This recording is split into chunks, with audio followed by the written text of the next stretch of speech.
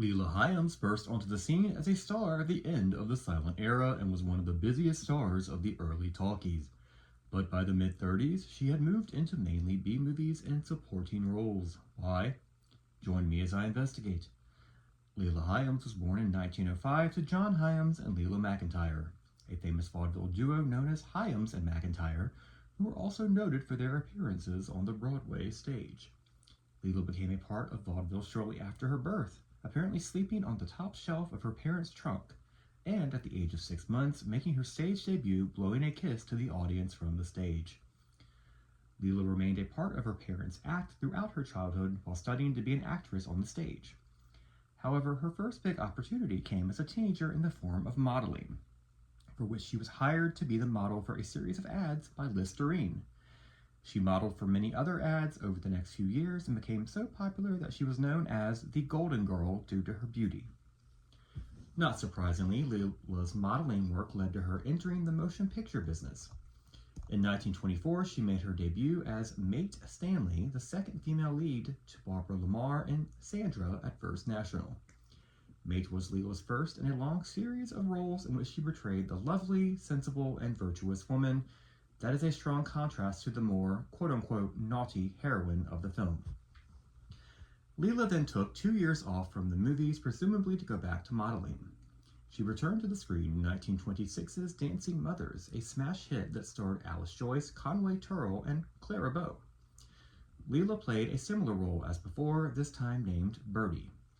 Leila followed this film up with The Kickoff, her first starring role in which she was leading lady to George Walsh.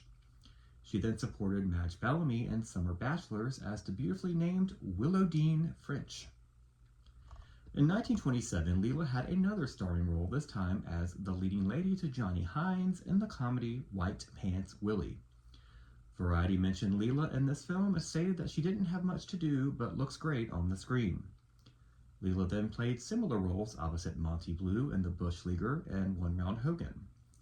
She then starred with Edmund Lowe in the sadly lost horror classic The Wizard. While she appears to have played another lovely ingenue in this movie, she at least was in a different genre this time. Leila entered 1928 starring with Buck Jones in The Branded Sombrero before getting a chance to finally show more of her range as an actress in A Girl in Every Port, which starred Louise Brooks, Robert Armstrong, and Wallace Beery. While it was a smaller role, Leila portrayed the devastating widow to a sailor in a pivotal section of the movie. After starring with Estelle Taylor and George O'Brien in the Fox drama Honor Bound, Leila closed out 1928 starring with William Haynes in the first of their many teamings together in Alias Jimmy Valentine. This film had synchronized sound and was MGM's first attempt at a talkie containing a few scenes of spoken dialogue. Leila fortunately got to speak, and Variety gave her a glowing review stating, "This is LEILA HYAMS' first important talker assignment, and she does herself credit. Her girlish charm fits perfectly, and she plays with an altogether captivating artlessness that goes perfectly with her young beauty." Given Leila's stage training, it comes as no surprise that she fared well in her first talkie.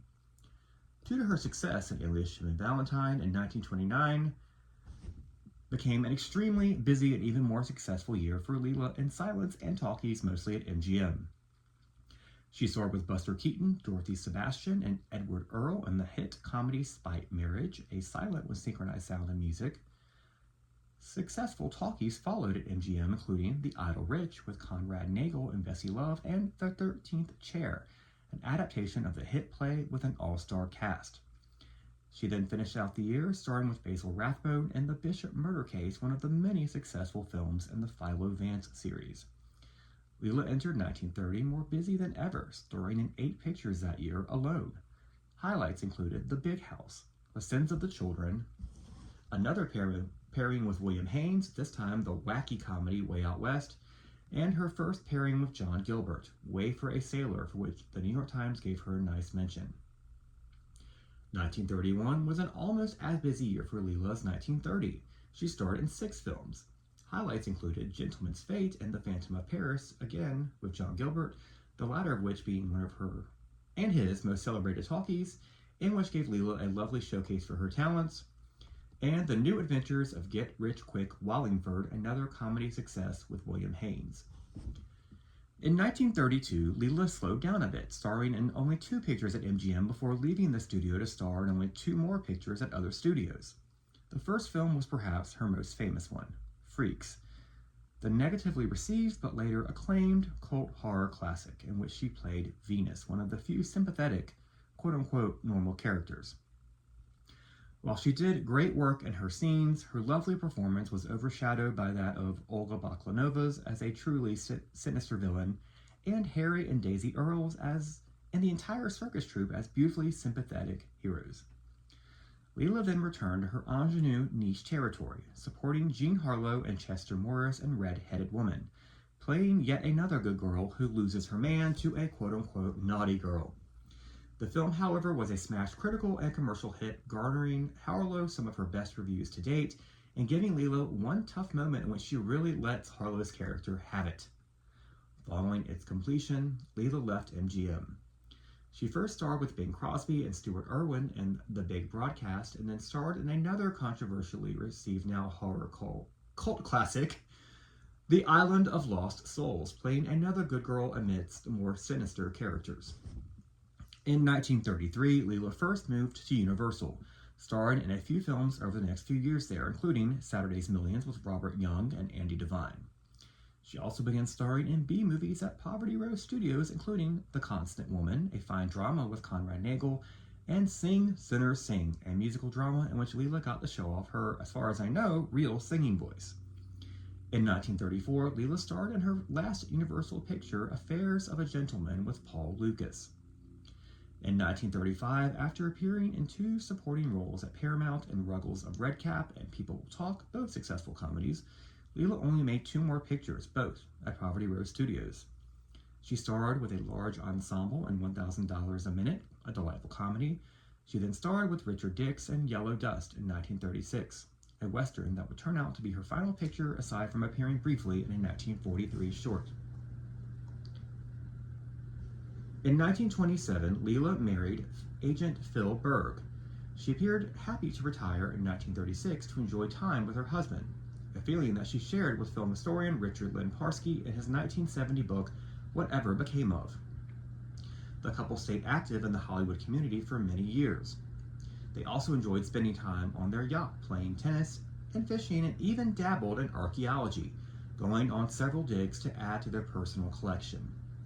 LEILA and Phil remained happily married together until her death from a short illness at the age of 72 in 1977.